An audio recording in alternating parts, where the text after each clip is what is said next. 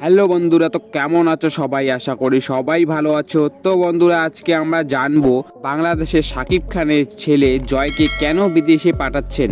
তো বন্ধুরা, ভিডিওটিতে একটি লাইক দিয়ে ভিডিওটি শেষ পর্যন্ত দেখার অনুরোধ রইল।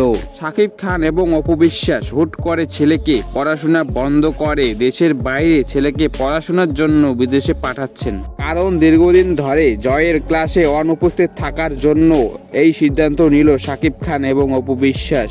তবে তার ক্যারিয়ারের সিদ্ধান্ত হলেও এই সিদ্ধান্তটি আঘাত দিয়েছে সিনেমা প্রেমীদের। কেননা জন্মক্ষেত্রে তারকা ক্ষেত্রে অর্জন করা জয় সারা বছর ধরে থাকে খবরের টপ লাইনে।